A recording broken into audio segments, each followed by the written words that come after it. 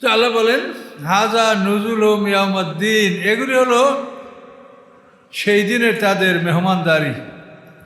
আল্লাহ বলেন নাহনু খালাকনাকুম ফালা তুসাদ্দিকুন, আমি তোমাদেরকে সৃষ্টি করেছি, তোমরা কি বিশ্বাস করো না?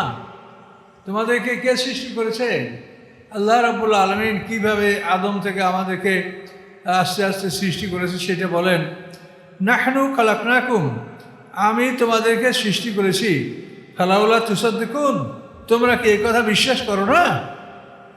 এখন আল্লাহ সৃষ্টির ধারা সম্পর্কে বলছেন আফারাআইতুম মা তুমনুন, তোমরা কি দেখো যে তোমরা বীর্যপাত ঘটাও? এই যে বীর্যপাত ঘটান পুরুষরা, এটা আল্লাহ বলছেন, তুমি দেখেছ, তোমরা এটা লক্ষ্য করেছ? তোমরা যে বীর্যপাত ঘটাও, আনতুম তাখলুকুনাহু আম নাহনুল খালিকুন, বলো এটা কি তোমরা সৃষ্টি করো না আমি সৃষ্টি করি? বয়সের সাথে সাথে মানুষের মধ্যে এই বীর্য জন্মায় আল্লাহ, এবং এই বীর্যের সাহায্যে পৃথিবীতে মানুষের বংশ বিস্তার হয়। এইটা আল্লাহ বলেন যে এই বীর্যটা, এটা কি আমি সৃষ্টি করলাম না তোমরা করলাম? বলো তো, আপনারা কোনো কিছু দ্বারা এটা করছেন? মানুষ করতে পারছে? আল্লাহ নিয়মিতভাবে নির্ধারিত একটা সময় আল্লাহ তাআলা নিজেই এটা প্রত্যেকটা প্রাণীর মধ্যে এটা সৃষ্টি করে দিচ্ছেন। সেই কথাটা বলে যে তোমরা দেখো আফারাআইতুম, তোমরা কি দেখো না, মা তুমনুন, যে তোমরা বীর্যপাত ঘটাচ্ছ, আনতুম তাখলুকুনাহু, তোমরা কি এটা নিজেরা সৃষ্টি করেছ না আমি এটাকে সৃষ্টি করেছি? কে করেছে বলো? আল্লাহ। আল্লাহ বলেন নাহনু কদ্দারনা বাইনাকুমুল মাউতা, আমি তোমাদের মাঝে মৃত্যুকে নির্ধারণ করেছি। কখন তোমাদের মৃত্যু হবে এটা আমি নির্ধারণ করে রেখেছি। সময় আসলে পরে এক মুহূর্ত আগেও হবে না, এক মুহূর্ত পরেও হবে না। ওমা নাহনু বিমাসবুকিন, আল্লাহ বলেন আমি কখনোই কোনো কাজে পরাজিত হই না। মাসবুক হলো যে আমরা পুরো নামাজটা পেলাম না। আল্লাহ বলছেন আমি এরকম কোনো কাজে মাসবুক হই না যে কাজটা আমি সঠিক করতে পারিনি। কথা বলতে পারছেন? এটা মাসবুক যে আমরা বলি নামাজে। আমরা নামাজের কয়েকটা সূরাত, একটা হলো মুদরিক যে পুরো নামাজটা পায়, আর একটা হলো মাসবুক যে নামাজের প্রথমাংশ পায় না, আর একটা হলো লাহেক। লাহেক হলো যে নামাজের মধ্যের অংশ বা শেষ অংশ পায় না। মুদরিক, মাসবুক, লাহেক। তো মুদরিক বুঝছেন যে পুরো নামাজটা পাইল, আর মাসবুক বুঝছেন যে আপনারা আমরা মাঝে মাঝে হয়ে যায়, জামাত পুরোটা পাচ্ছি না, এটা হলো মাসবুক। আর লাহেক হচ্ছে এটা হচ্ছে যে আপনি ইমামের পিছনে পুরো নামাজ পড়ার জন্য নিয়াত করে দাঁড়িয়েছেন, কিন্তু মাঝখানে আপনার উজু নষ্ট হয়ে গেছে। এখন আপনাকে উজু করতে বাধ্য, উজু সারা সেজদা করা যাবে না। তখন আপনি গিয়ে উজু করে আসলেন, এই আসার মধ্যে আইসা আবার জামাতে শরীক হলেন। এই হাঁটা চলা আসার মধ্যে আপনার নামাজ ভঙ্গ হবে না যদি কোনো কথা না বলেন, অন্য কিছু না করেন। আপনি উজু করতে গেছেন, উজু করে আসবেন। এখন এই সময়ের মধ্যে আপনার যে নামাজটা ফৌত হয়ে গেল, যে নামাজটা আপনি পেলেন না, এইটার নাম হচ্ছে লাহেক। কথা বলতে পারছেন? নামাজের তিনটা অবস্থা: মুদরিক যে সম্পূর্ণ নামাজ পায়, মাসবুক যে নামাজের প্রথম অংশ পায় না, আর লাহেক হলো যে নামাজের মাঝখান থেকে পায় না অথবা শেষ অংশ পায় না। মানে আপনি উজু করতে গেছেন, ইমাম সাহেব সালাম ফিরিয়ে ফেলছে, শেষ অংশ পায় না। এইখানে একটা জরুরি মশলা আছে, সেটা হলো এই যে লাহেক ব্যক্তি যে মাঝখান থেকে বা শেষখান থেকে নামাজ পায়নি, সেই ব্যক্তি তো ইমাম সালাম ফিরালো, উনি একা একা নামাজ পড়বেন। তো এই সময় যদি ইমামের উজু যায় তাহলে ওই লোকটার নামাজ হবে না। কি কইছি বলছেন? আপনি নামাজ শেষের এক রাকাত পান নাই, ওই উজু করতে গেছেন, এই সালাম ফিরিয়ে ফেলছে। এখন এটা তো আপনাকে পড়তে হবে। আপনি দাঁড়াইয়া যখন এই নামাজটা পড়তেছেন, তখন যদি ইমামের উজু যায় তাহলে এই নামাজ আপনার হবে না। কেন হবে না? যে আপনি এই ইমামের পিছিয়ে এই নামাজ পড়ার নিয়ত করেছেন, এবং যে লাহেক তার উপরে কেরাত ফরজ না। ইমামের পিছিয়ে দাঁড়াইয়ে আমরা নামাজ পড়ার কেরাত ফরজ না। তো এই লাহেক যদিও সে নামাজটা পায় নাই, কিন্তু মাসবুকের কেরাত ফরজ, সে পায় নাই, কেরাত পড়বেন, নামাজ পড়বে। কিন্তু লাহেক যে তার উপরে কেরাত ফরজ না। ব্যবধানটা বুঝতে পারছেন? যেহেতু সে ইমামের পিছনে নিয়ত করেছে, কিন্তু মাঝখান থেকে অ্যাক্সিডেন্ট হয়ে গেছে, এটা আকস্মিকভাবে হয়ে গেছে। কাজে এই জন্য মানে উনি যেহেতু ইমামের পিছনে উনি ইক্তেদা করেছে, নিয়ত করেছে, এখন ওই ইমামের পিছনেই উনি আসে নামাজ শেষ না হওয়া পর্যন্ত। এই জন্য ওই লায়েক রুকু সেজদাগুলি করবে, কিন্তু কেরাত করা লাগবে না। কারণ এই সময়ের মধ্যে ইমামের রুজু যায় তো ওই লোকটার নামাজ হবে না। খুবই সূক্ষ্ম মাসলা, এগুলো যারা ইমামতি করেন তাদের এইসব বিষয় জেনে রাখা উচিত। যেভাবে সমস্যা হইতে পারে, জীবনে কোনো একদিন হইতে পারে, সারা জীবনে নাও হইতে পারে। কি বুঝতে পারছেন কি না? নামাজের কয়টা সূরা? কি কি বলেন? মুদরিক, মাসবুক, লাহেক। আমরা তো এটা ক্লাস করছি, তো বলবেন না কেন? তো মাসবুকের জন্য নিজের নামাজের সূরা কেরাত ফরজ, আর লাহেকের জন্য বাকি নামাজ পড়ায় তার নিজের উপরে সূরা কেরাত ফরজ না। সে ইমামের পিছনে নিয়ত করছিল, ওইটাই তার বহল। এই জন্য ইমামের রুজু গেলে তার নামাজ হবে না। আল্লাহ যেন আমাদেরকে এর থেকে হেফাজত করে, আর বিপদ হলে যেন আমরা এটা বুঝতে পারি। তো আল্লাহ বলেন, আফারাইতুম মা তুমনুন আনতুম তাখলুকুন আম নাহনুল খালিকুন। এই বীর্যপাত যে তোমরা ঘটে, কি তোমরা সৃষ্টি করেছ না আমি সৃষ্টি করেছি? নাহনু কদ্দারনা বাইনাকুমুল মাউতা, আমি তোমাদের মাঝে তোমাদের মৃত্যুকে নির্ধারণ করেছি। আমা নাহনু বিমাসবুকিন, আর আমি কখনো কোনো কাজে মাসবুক হই না। পিছনে পড়ে থাকা, মাসবুক মানে কি? কোনো কাজে আল্লাহ তাআলা পিছিয়ে পড়ে থাকেন না, মাসবুক হন না। আল্লাহ বলেন, কোনো কাজে যখন আমি মাসবুক হই না, তাহলে আমি তোমাদেরকে আবার বানাবো, সেখানেও আমি মাসবুক হব না, আমি বানাতে পারবো। কথা বুঝতে পারছেন? আলা আর নুবাদ্দাল আমসালাকুম, যে আমি তোমাদেরকে পরিবর্তন করব। এই আমসালাকুম, তোমরা যেমন আসো তেমন, তোমাদের সাদৃশ্য, তোমরা যেমন আসো তেমন আমি তোমাদেরকে আবার সৃষ্টি করব। নুনশিকুম ফিমা লা তা'লামুন, আমি ক্ষমতা রাখি যে তোমাদের মতো অন্য জাতিকে আমি এখানে সৃষ্টি করতে পারবো, তোমাদের মতো অন্য জাতি। নুনশিকুম ফিমা লা তা'লামুন, এবং তোমাদেরকে আমি সৃষ্টি করতে পারবো এমন সৃষ্টিতে যা তোমরা জানো না।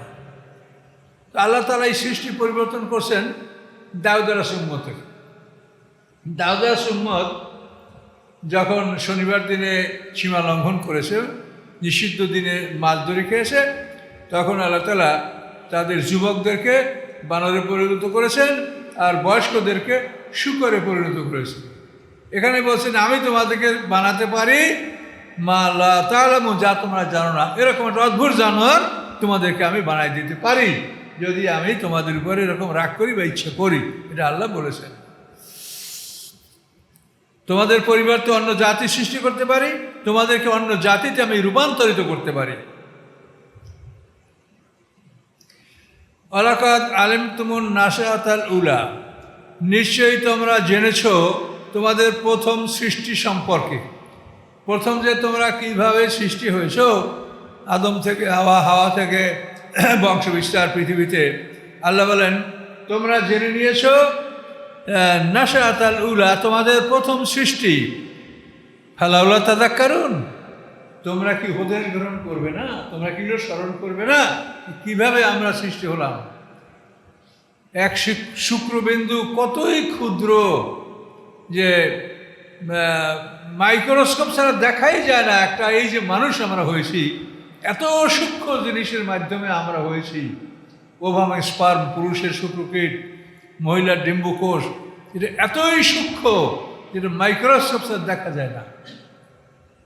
এইটা থেকে আস্তে আস্তে ভ্রূণ সৃষ্টি হয়, 40 দিন এটা রক্তের আকার ধারণ করে, দ্বিতীয় 40 দিনে এক টুকরা মাংস হয়, তৃতীয় 40 দিনে হাড্ডির অবকাঠামো সৃষ্টি হয়, তার মধ্যে প্রাণ আসে। তো সেই জন্য আল্লাহ বলেন যে তোমরা তো দেখেছো, বোঝো, নাশআতাল উলা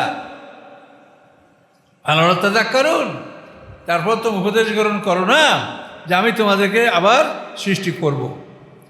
আবার হয়তো মা তাহরুসুন, আল্লাহ বলেন তোমরা কি দেখো যে তোমরা যে চাষাবাদ করছো, ক্ষেত খামার করছো, হার্স মানে ক্ষেত, তোমরা যে ক্ষেত খামার করছো তোমরা দেখো না? আনতুম তাজরাউনাহু, তোমরা কি এই গাছগুলি উৎপন্ন করো, এগুলিকে তোমরা জন্মাও?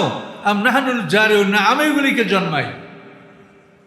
তোমরা চাষবাস করে মাটির মধ্যে দানাটা পুঁতি দিয়ে বাইরে ঘুমাচ্ছ, তো সারা রাত ওটার পিছনে কে মেহনত করে ওটাকে গাছে পরিণত করলো? আল্লাহ বলে কি তোমরা জন্মাও, না আমি জন্মাই? তো আসলে দেখেন আমরা কি করি, আমরা তো দানাটা মাটির নিচে রেখে দিই, এরপরে এটা অঙ্কুরিত হওয়া, গাছ হওয়া, এটা সবই তো আল্লাহ এটা করে। কীভাবে করেন আল্লাহ ভালো জান, আমরা জানি না। তো আল্লাহ প্রশ্ন করেন যে তোমরা কি ওটাকে জন্মাও, না আমি জন্মাই? লাউ নাশাউ লাজআলনাহু হুতামান, আল্লাহ বলেন আমি ইচ্ছা করলে ওটাকে আমি টুকরা টুকরা, খণ্ড বিখণ্ড, চূর্ণ বিচূর্ণ করে দিতে পারি, হবে না। কারণ তোমরা কী করবা? ফাযালতুম তাফাক্কাহুন, তাহলে তোমরা অবাক হয়ে তাকাই থাকবা যে কেন হলো না, এই ধানগুলি কেন গজালো না, কেন বীজতলা সৃষ্টি হলো না, পাতো কেন হলো না, এরকম তোমরা অবাক হয়ে তাকাই থাকবে। আর বলবে ইন্না মুগরামুন, আমরা বড় ধরনের ক্ষতিগ্রস্ত হয়েছি। গরাম মানে গারামা, জরিমানা। তো মুগরামুন মানে আমরা বড় ধরনের ক্ষতির মধ্যে পড়ে গেছি, যে এই ফসলগুলি আমাদের নষ্ট হয়ে গেল। বাল নাহনু মাহরুমুন, বরং আমরা বঞ্চিত হয়ে গেছি। তোমরা এটা বলবে, কিন্তু তোমাদের ক্ষমতা নাই যে আমি দেই নাই তুমি ওটা তৈরি করে নেবা, এমন ক্ষমতা তোমাদের নাই। আফারাইতুল মা আল্লাযী তাশরাবুন, তোমরা কি দেখো যে পানি তোমরা পান করো, এই যে পানিটা আমরা পান করছি, পানিটা কোথা থেকে আসে? আনতুম আনজালতুমুহু মিনাল মুজনি আম নাহনুল মুনজিলুন, এই পানি কি তোমরা মেঘ থেকে তোমরা বর্ষাও, না আমি এই পানিটা বর্ষণ করি? এই পানিটা কিভাবে, সমুদ্রের পানি সব লবণ, এই সমুদ্রে যে মারাত্মক দুর্ঘটনা, এই টাইটানিক জাহাজটা যেখানে ডুবে গেছে, সেটা হলো 12,000 ফুট পানির নিচে আটলান্টিক মহাসাগরে। তো সেইটা ওরা আবিষ্কার করছে। এখন একদল উৎসুক মানুষ ওটাকে দেখার জন্য সাবমেরিনে ডুব দিচ্ছে। তো ডুব দেওয়ার 2 ঘন্টা পরেই সাবমেরিনের সাথে উপরের যোগাযোগ বন্ধ। এখন মনে হয় আর নাই, আমরা যে পর্যন্ত খবর সবাই মারা গেছে। তার মধ্যে যে কটা লোক ছিল, দেন কত শখ, এই আটলান্টিক মহাসাগরের 12,000 ফুট নিচে টাইটানিক জাহাজ ধ্বংসাবশ, ওইটা যাইয়ে দেখা লাগবে। ওখানে শখটা কত, টাকা থাকলে কি হয় দেখছেন তো, এটা হলো টাকার গরম আর শখ। তো সমুদ্রের এত তলদেশে মানুষ যেতে পারে না, তার কারণে প্রচুর ঠান্ডা, 12,000 ফুট নিচে প্রচণ্ড ঠান্ডা। সেখানে যে কোনো কারণে এই সাবমেরিন বিকল হয়েছে, অক্সিজেন যা ছিল তা ফুরে গেছে, মানুষগুলো ওখানে ধ্বংস। এবং এটার এখনো কোনো খোঁজ পাওয়া যায় নাই, যাবে কি না তা বলা যাচ্ছে। তো এই হলো অবস্থা। তো আল্লাহর এগুলি সব মহাকুদরত। এই সমুদ্রে এত গভীর করে আল্লাহ কিভাবে তৈরি করে রেখেছেন, এটা তো মাটি খনন করে করা হয় নাই, তাহলে তো মাটি দেখা যায় তো। আর এই মাটি কোথায় রাখবে আল্লাহ? 4 ভাগের 3 ভাগই তো পানি। এগুলি আশ্চর্য জিনিস এবং চিন্তার বিষয়। এই সমুদ্রের পানিগুলো লবণ, এগুলো আপনাদেরকে আমি বলেছি যে কেন লবণ করা হয়েছে, যে পৃথিবী যত ময়লা আবর্জনা শেষ পর্যন্ত খালে, খাল থেকে নদীতে, নদী থেকে সমুদ্রে যায়। সমুদ্রের লবণ পানি এগুলিকে মানে সিদ্ধ করে, পিউরিফাইড করে জোয়ারে আপনাকে ফ্রেশ পানি সাপ্লাই দেয়। তো সমুদ্রের কাজ হলো যে সমস্ত ময়লা আবর্জনা ভাটিতে গেলবে, এপটাইডে ভাটিতে গেলবে, ফ্লোটাইডে সে সুন্দর পানি আপনাকে সরবরাহ করবে জোয়ারে। এইটা সমুদ্র দৈনিক 2 বার করে, 2 বার ভাটা জোয়ার হয় দৈনিক। তো এগুলি আল্লাহ বলছেন যে এগুলি তোমরা দেখো, যে এই ভাটা জোয়ার, আমি এত বড় সমুদ্রের এই স্রোতটা আমি চালাই, এটা কীভাবে চলে বলো? এই স্রোতের এই গতি পরিবর্তনটা কীভাবে হয়, কে করে, কার ক্ষমতা আছে এটা করার? তো আল্লাহ বলেন আফারাইতুল মা তাশরাবুন, তোমরা যে পানিটা পান করো দেখেছ? আনতুম আনজালতুমুহু মিনাল মুজনি, তোমরা কি ওই পানিটা মেঘ থেকে বর্ষণ করো?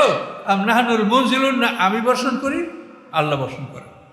আল্লাহ নাশাউ জাআলনা উজাজান, আমি ইচ্ছা করলে পানিটা চরম লবণাক্ত করতে পারি, এমন লবণ যে লবণে তিতা লাগবে। ফালাল্লাহ তাস করুন, তোমরা কি শুকর আদায় করবে না? এই সমুদ্রের কঠিন লবণ পানি থেকে আমি মিঠা পানি তুলে আকাশে মেঘ সৃষ্টি করি এবং তোমাদেরকে মিঠা পানি আমি সংগ্রহ করি। আল্লাহ বলেন, আমি ইচ্ছা করলে এই পানিটাকে লবণ করে দিতাম, তোমরা কি শুকর আদায় করবে না? এই সমুদ্রের থেকে মেঘের বৃষ্টি পানি, এই বৃষ্টি পানি মাটি আবার চুষি নিয়ে নিজের মধ্যে সংরক্ষণ করে, আবার মাটির থেকে বের করে আমরা এটা গ্রহণ করি। মাটি এমন সুন্দর, দেখেন এই পানিটা কত সুন্দর করে মাটি এটাকে রক্ষা করে, কত সুন্দর। আপনি ডিস্টিলেটরের সেই তো মাটির নিচের পানিটা ভালো, কিভাবে আল্লাহ সংরক্ষণ করছেন দেখেন। তো এগুলি আল্লাহ দেখতে বলেছেন যে দেখো এই ক্ষমতা আমার আছে, কাজে আমি কি তোমার মতো মানুষকে জিন্দা করতে পারবো না? আবার এটা অস্বীকার করছো। আবার হয় তুমি নারাড়ি তুরুন, তোমরা কি দেখেছো আগুন, যে আগুন তোমরা জ্বালাও? কোথায় আগুন? এখানে আপনার খোসা মারেন গ্যাস লাইটে, ম্যাচ লাইটে, আগুন জ্বললে উঠলো। যে আগুনটা কোথায়? কি করছো তোমরা? এখানে এই যে হাইড্রোজেন, অক্সিজেন, এই আমরা যেটার মধ্যে আছি, এখানেই তো এসব আগুনের মধ্যেই তো আমরা আছি। খোসা দিলেই তো আগুন, পানিটাও আগুন। তা আল্লাহ বলেন, আফার হয় তুমি নারাতি তরুণ, তোমরা কি দেখেছো ওই আগুনকে, যে আগুন তোমরা জ্বালাও? আনতুম আনসা তুম সাজারাতাহা, তোমরা কি এই আগুনের গাছপালাগুলি তোমরা তৈরি করো? আগুন জ্বালাবার জন্য তোমাদের কাঠগুলি লাগে, এগুলি কি তোমরা প্রস্তুত করো? নাহাল মুনশিউর, না এই গাছগুলো আমি তৈরি করি? এই জঙ্গল, আমাজন জঙ্গল, পৃথিবীর এত বড় জঙ্গল, মালয়েশিয়ার জঙ্গল, আফ্রিকার মাদাগাস্কারের জঙ্গল, এগুলো কে করেছে? আমি একবার পেপারে দেখেছি, মালয়েশিয়ার জঙ্গলে একজন সৈনিক দ্বিতীয় মহাযুদ্ধের সময় ওই জঙ্গলে ঢুকছে, 25 বছর পর সে জঙ্গল থেকে বের হইতে পারছে। এর মধ্যে আর সে জঙ্গল থেকে লোকালয়ে আসতে পারে নাই। 25 বছর পর্যন্ত ওই জঙ্গলের ফলমূল পাতা খেয়ে এর মধ্যে মরে নাই। 25 বছর পর বের হয়ে আসে জঙ্গল থেকে।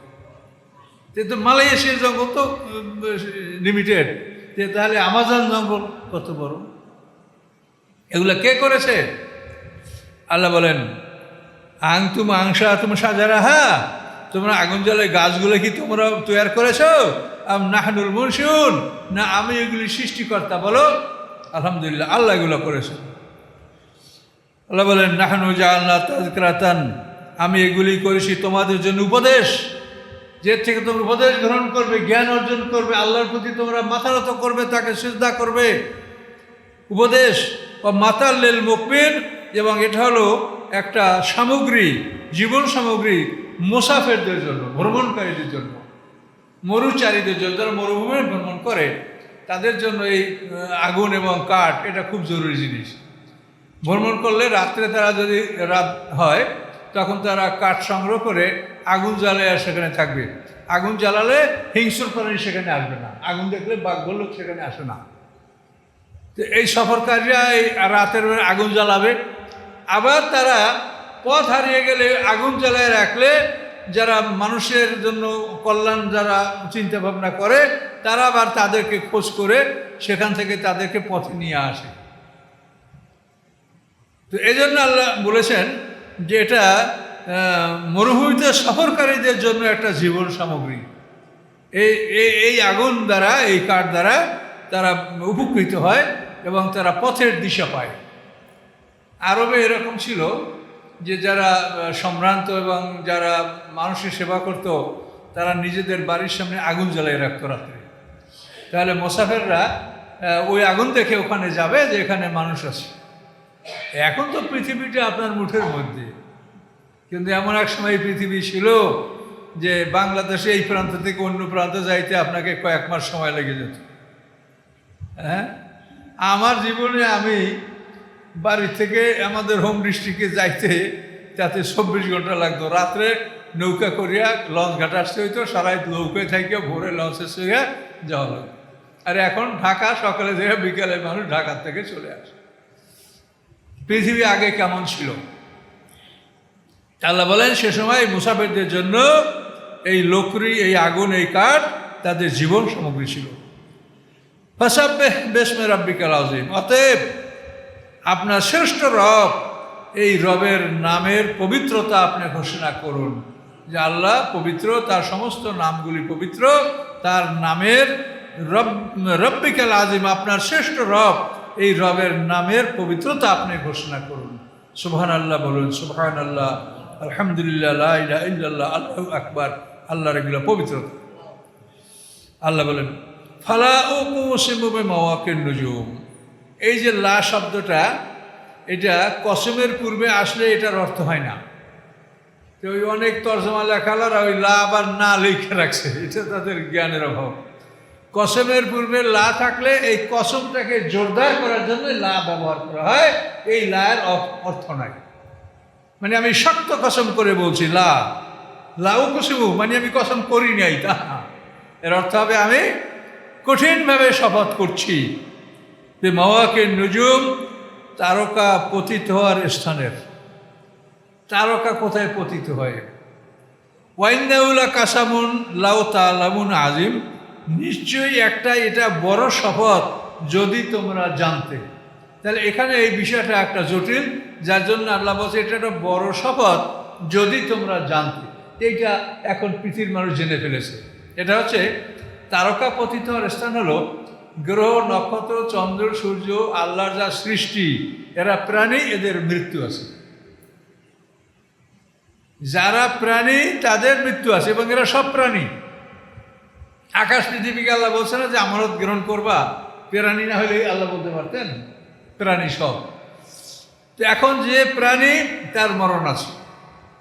কে আগে সৃষ্টি করছে, কার মরণ কখন হবে, এই জন্য গ্রহ নক্ষত্রেরও মরণ আছে। আমাদের এই সূর্য, পৃথিবী, এটার একটা মরণ আছে, মরণ সময় এটার আসবে এক সময়। তো এভাবে আল্লাহ বলেন তারকা পতিত স্থানের কসম। এটা হলো বর্তমান বিজ্ঞানীদের আবিষ্কার, এটা হলো ব্ল্যাক হোল, কৃষ্ণ গহ্বর। এই কৃষ্ণ গহ্বর বা ব্ল্যাক হোল,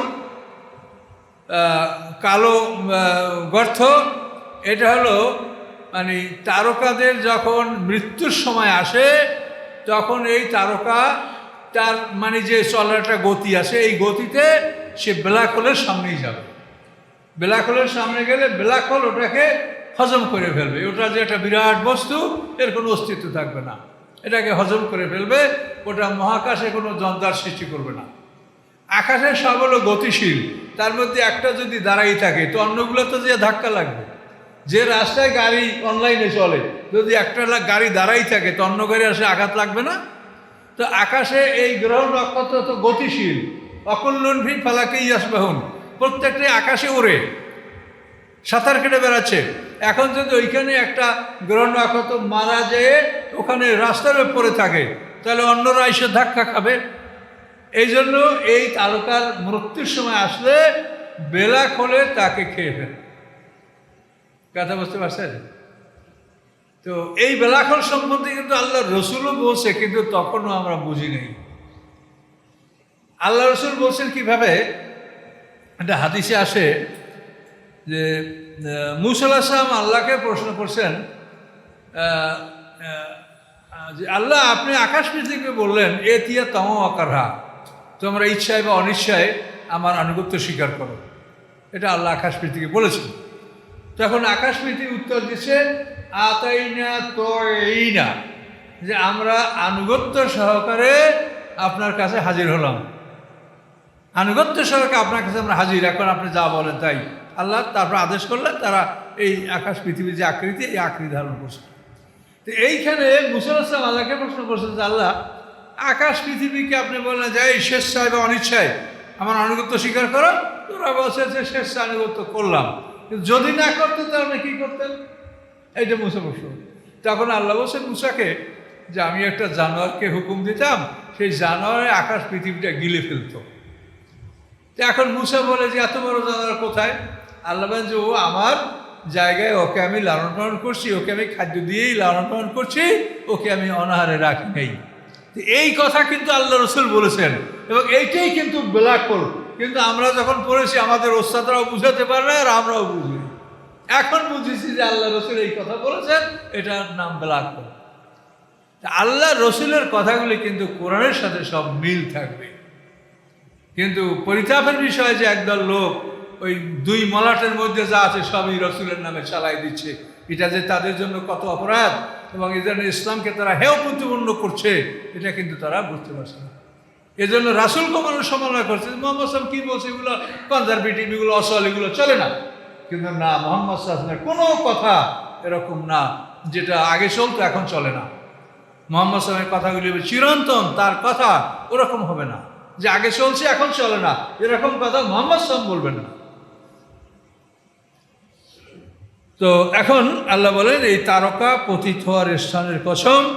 তাহলে মুসা আলাইহিস সালামকে আল্লাহ বলেন যে একটা জানোয়ারকে আকাশপথে গিলা ফেলতে বলতো আল্লাহ, তাহলে দেখেন সেই জানোয়ার, এই জানোয়ারের আবিষ্কার করেছে এটা ব্ল্যাক হোল, কৃষ্ণগহ্বর, কালো গর্ত।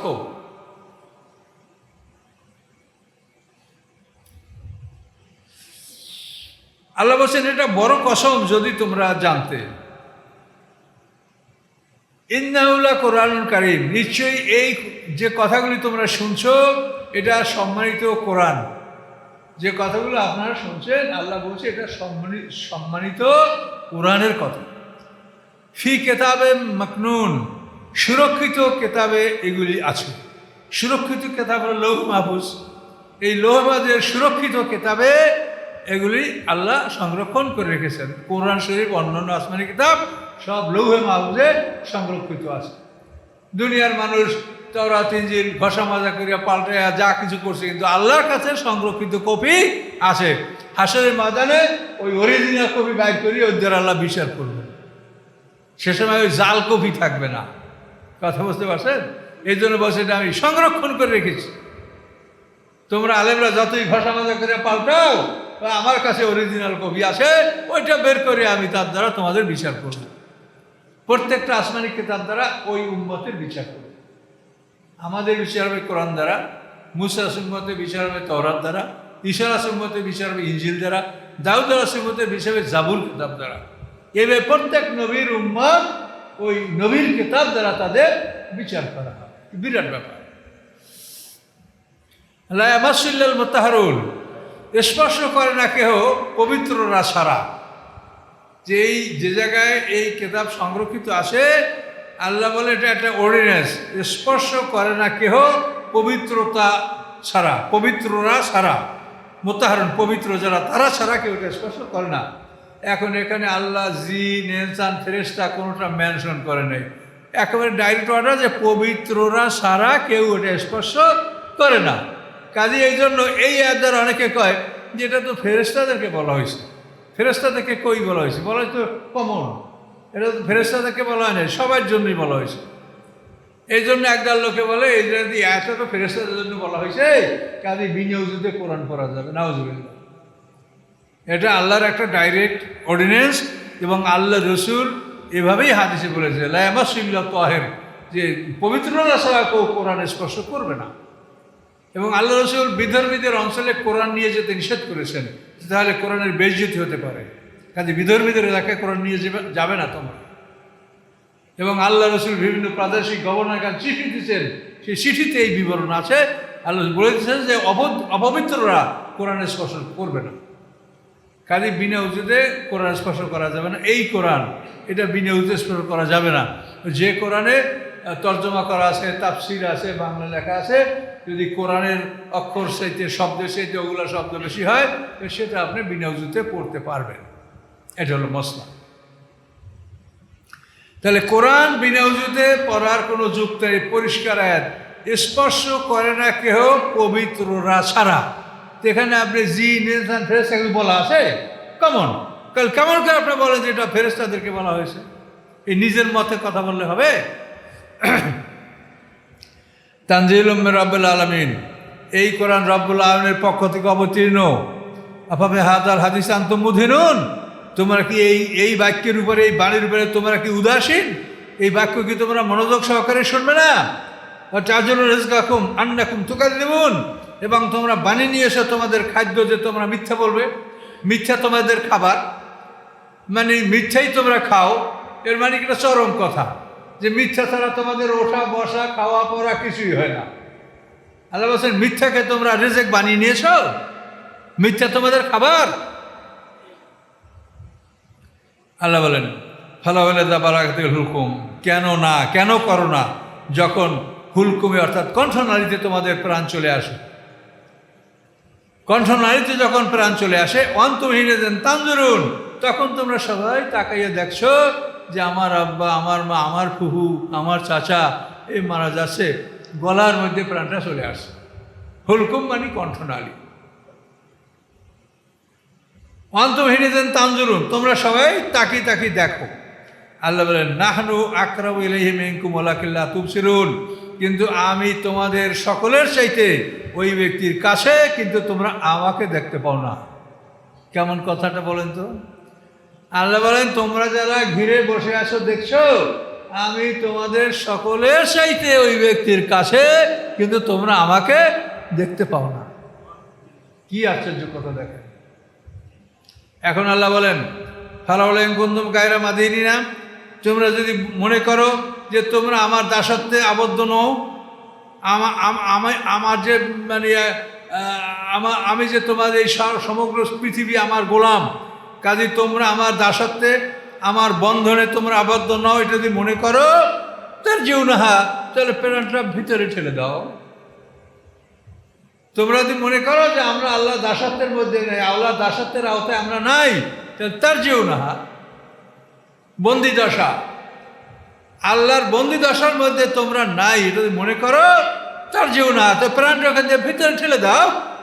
ইন কুনতুম সাদিকিন, যদি তোমরা সত্যবাদী হও যে আমরা আল্লাহর বন্দি দশায় নাই, আমরা ফিরি, তোমরা যদি ফিরি হও তাহলে প্রাণটা ঠেলে দাও।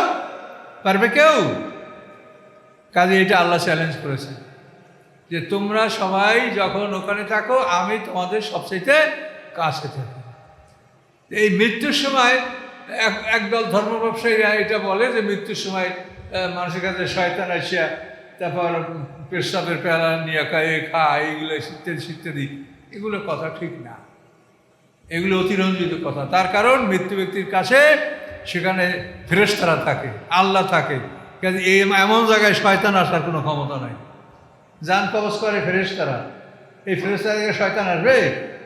কখনো আসবে না। তার কারণ বদরের যুদ্ধে যখন দেখছে শয়তানে যে ফেরেশতারা নামে, তো দৌড়তেছে কিনা, হ্যাঁ, ইন্নি আলা মালা তারা ইন্নি আকাবুল্লাহ আল্লাহ সাদুদ্দিল বদর, তাহলে দেখছে যে ফেরেশতা দেখলে শয়তান দৌড় দেয়, তো জান কবজ করে ফেরেশতারা আসে, শয়তান কি করে আসে এখানে? এই সমস্ত কথা বলি, এবং এগুলো বলে মানুষের থেকে তারা উপার্জন করার জন্য, দুনিয়া অর্জন করার জন্য এই ধরনের কথা বলে মানুষকে তারা মানে ভীত করে, টেরোরাইজ করে। আল্লাহ বলেন ফাম্মাইকানা মুকাররাবিন, যদি সে হয় নিকটতমদের মধ্যে, নিকটতম বান্দাদের মধ্যে যদি সে হয়, বা রাহুন, তাহলে সুখ শান্তি, বা রাইহানুন সুখময় জীবন, ও জান্নাতের নাইম, এবং নিয়ামতে ভরপুর জান্নাত, তার জন্য আনন্দ, সুখময় জীবন, নিয়ামতে ভরপুর জান্নাত সে পাবে যদি মুকাররাবিন হয়। আম্মাইকানা মিন আসহাবিল ইয়ামিন, এবং যদি সে মুকাররাব হল 1 নম্বর, আম্মাইকানা মিন আসহাবিল ইয়ামিন, এবং যদি ডান হাতের অধিকারী হয়, সে ডান হাতে আমলনামা পায়, বা সালামুন লাকা মিন আসহাবিল ইয়ামিন, শান্তি তোমার জন্য হে ডান হাতওয়ালা, তার জন্য শান্তি বাণী আল্লাহ শোনালেন। আম্মাইকানা মুকাজ্জিবিন, এই দুইটা যদি না হয়, আসহাবুল ইয়ামিন আর উপরে মুকাররাবিন, এই দুইটা যদি না হয়, তাহলে কি হবে?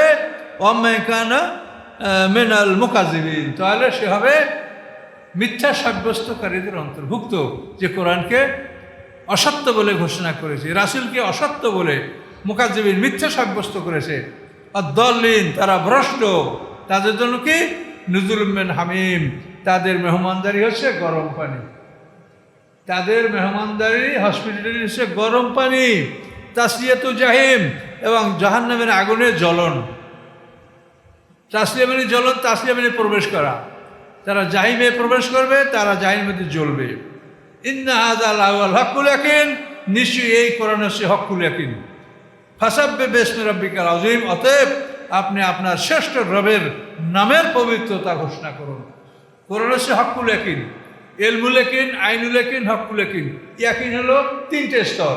ইলমুল ইয়াকিন হলো একজন বিচারক সাক্ষী সাবট এর মাধ্যমে যে একটা জ্ঞান অর্জন করে, উনি দেখেন না, এই ঘটনা জানেন না, তো যারা লোকেরা বলল, এর মাধ্যমে যে জ্ঞানটা অর্জন হয়, এটার নাম হচ্ছে ইলমুল ইয়াকিন।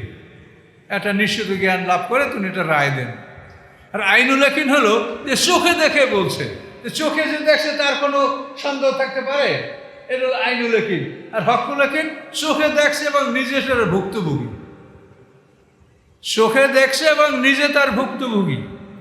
মানে ওই বিপদে আপনি নিজেই পড়েছেন, মানে আগুন, আপনি যে শুনছেন আগুনে পড়ে, দেখছেন আগুনে পড়ে, এবার আপনি নিজে আগুনে পড়ে গেছেন বা আগুনে আপনার হাত লাগছে বা অঙ্গ লাগছে, এটা আপনি মানে চোখেও দেখলেন, নিজে ভুক্তভোগী, এটা হচ্ছে হকুল ইয়াকিন। আল্লাহ বলছেন এই কোরআন হচ্ছে হকুল ইয়াকিন, ইয়াকিনের সর্বশ্রেষ্ঠ ইয়াকিন কোরআন, ইন্নাহুল হকুল ইয়াকিন। কাজে এই কোরআন হকুল ইয়াকিন, কোরআনে যা আছে এগুলো আমরা বিশ্বাস করব, আমরা ঈমান আনবো। আল্লাহ আমাদের কবুল করুন। বলুন আমানতু বিল্লাহ। সূরাটা ইনশাআল্লাহ শেষ হবে।